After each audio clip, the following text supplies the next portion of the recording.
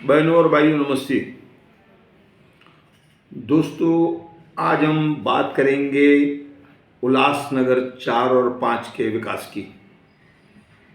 दोस्तों, 15 सालों से उल्लासनगर 4 में और 5 में विकास नहीं हुआ है। जो कार्य शुरू होते हैं वह आधे में रुके रहते हैं, कोई भी कार्य पूरा नहीं होता है। हालांकि अब जैसे कि चुनाव का मौसम जैसे जैसे नज़दीक आ रहा है तो नेता भी आने लगे हैं। जैसे कि चालीसा साहब के बाहर कई मंडप लग गए हैं। उल्लासनगर 1, 2, 3 से भी नेता आने लगे हैं। तो क्या इन सब चीज़ों को देखकर यहाँ के लोग एक बार फिर से खुश हो जाएंगे कि अब नेता आ रहे हैं? जाहिर है ये लोग चुनाव तक ही आएंगे। अब जो विकास नहीं हो रहा है और उल्लासनगर 4, 5 बदहाली में है, तो उसके लिए नेताओं के साथ साथ कहीं ना कहीं हम लोग भी जिम्मेदार हैं। दोस्तों, सबसे पहले बहुत सारी सड़कें आधे में पड़ी हैं, बगीचों की हालत ख़राब है। जैसे कि प्रभात गार्डन का पूरा न होना, जिसके कारण मुंबई चौफेर में खबर छपी कि वहाँ पर लड़का लड़की हरकतें कर रहे थे। ऐसा हम रोज़ देखते हैं, क्योंकि मैं आपको 4, सवा 4 बजे रोज़ बगीचे में मिलूँगा। शर्म आती है हमको, बहुत छोटी छोटी बच्चियाँ। अब इसमें यह है कि अगर चारों तरफ से दीवार लग जाए, जैसे कि आगे लगाई गई है, तो ये सब चीज़ें बंद होगी। गेट 3 है, चौकीदार 1 है, बगीचा बड़ा है।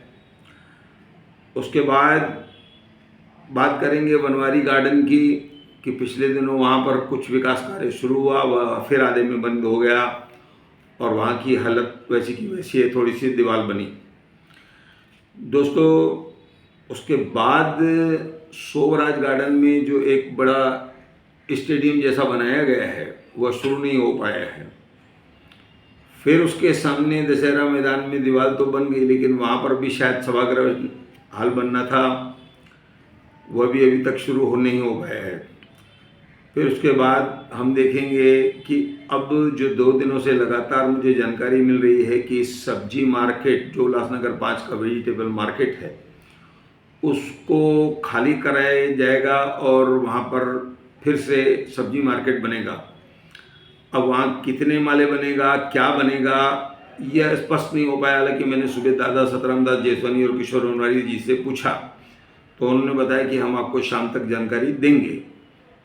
तो ये चीज़ें हैं कि ऐसा ना हो सब्जी मार्केट को तो बाहर निकाल दिया जाए हम लोगों को, और वो लोग भी दरबदर हो जाएं और ख़रीदार भी जो सब्जियां खरीदते हैं वह भी दरबदर हो जाएं।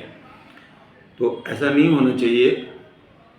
चलिए आगे बढ़ते हैं। उल्लासनगर 3 में टाउन हॉल बना, लेकिन उसको बसाया किसने? कुमार इलानी जी ने। बोर्ड क्लब की हालत क्या है? जिसको बसाया गया था उसकी हालत ख़राब है। अब जैसे कि नए आयुक्त ने कहा कि स्कूलों में पार्किंग बनाई जाएगी, बहुत जगहों पर पार्किंग को सीधा किया जाएगा, तो उसके कारण से अब ऐसा लगता है कि कुछ शायद जो सड़क आदि बन जाएगी। बाकी यहाँ के नेताओं से उम्मीद करना बेकार है, क्योंकि ये सिर्फ चुनाव के समय हमारे पास आते हैं, उसके बाद हम लोग उल्लासनगर 4, 5 वाले जो हैं सौतेले हो जाते हैं। हम लोग को बड़ी तकलीफ होती है, क्योंकि जो लोग उन लोगों ने छोड़े हुए हैं वो भी ज़्यादा ध्यान नहीं देते हैं।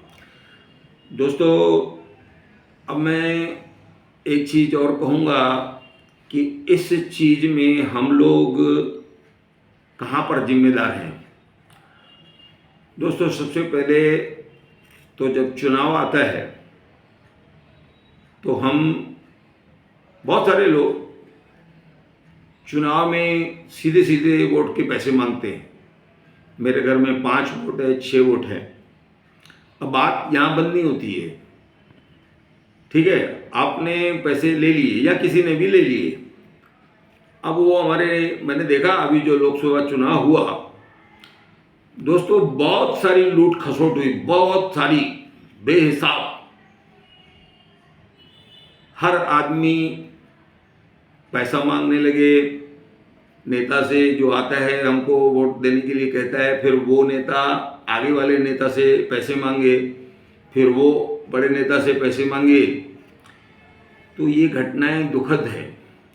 जब वो पैसे देंगे तो आपका विकास कार्य क्यों करेंगे? आप इस चीज़ पर आ जाइए।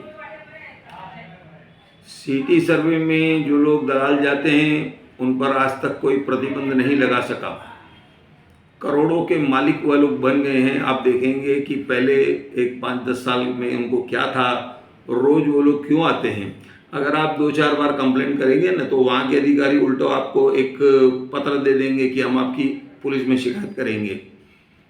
अब उसके बाद नकली उन कागजों पे सन्नतें निकलती है, सन्नतों के बाद प्लान पास हो जाते हैं, उसके बाद प्लान रद्द हो जाते हैं।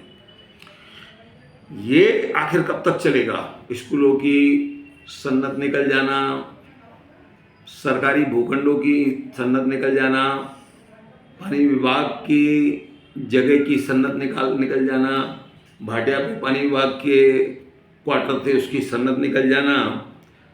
तो आखिर हमारे नेताओं की पकड़ क्यों नहीं है? आखिर अधिकारी इनसे डरते क्यों नहीं है? क्या सबने अपने हाथ खराब कर दिए हैं? और हम नेताओं के सामने बात क्यों नहीं कर सकते? क्योंकि हमने भी हाथ भरे हुए। किसी ने अवैध मकान बना लिया है, किसी ने दुकान बना ली है, घर में रहने वाले गायब हो गए यहाँ से। अब वोट आए कहाँ से? अब जो बचे हैं वह अगर पैसे मांगेंगे तो ये सिलसिला आगे तक चलेगा और वहाँ पर हमारे पूरे शहर की जो बदनामी होती है, तो बड़ी दुखदाई बात है। अभी एक चुनाव निरंजन डावखरे जी का भी हुआ, तो उसमें भी बताया गया कि कई स्थानों पर जो पढ़े लिखे लोग थे उनको जबरन कुछ न कुछ चिपकाया गया। तो पढ़े लिखे लोग भी अगर ये सब करने लगे तो आखिर इस शहर का होगा क्या? तो दोस्तों कुल मिलाकर इस शहर में बड़े पैमाने पर वोटर भी धांधली कर रहे हैं, नेता भी कर रहे हैं। अधिकारियों की तो बात ही मत पूछिए।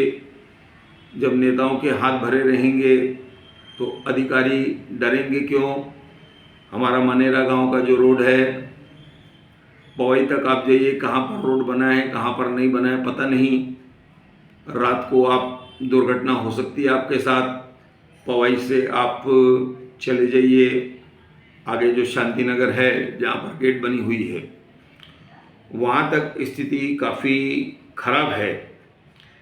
तो कुल मिलाकर जो ये हालतें हो रही है और जो बनी बनाई इमारतों की सन्नतें रद्द हो जाती है, प्लान रद्द हो जाते हैं, तो उसका सफ़र जो है यहाँ के लोगों को करना पड़ेगा। और कुल मिलाकर ये सब जो स्थिति है हमारी, अब नए आयुक्त साहब आए हैं, वह कितना कंट्रोल कर पाते हैं और क्या क्या सुधार होता है, बस ये अब थोड़े दिनों में पता चल जाएगा। और मैं आपसे निवेदन करता हूँ कि जो नेता 5 साल में आते हैं उन पर आप ध्यान दीजिए। और मेरी आपसे निवेदन है कि नेताओं से पैसे मांगकर वोट मत दो, नहीं तो शहर की ये जो हालत है कभी सुधरेगी नहीं। ऐसा कहकर मैं धन्यवाद कहता हूँ।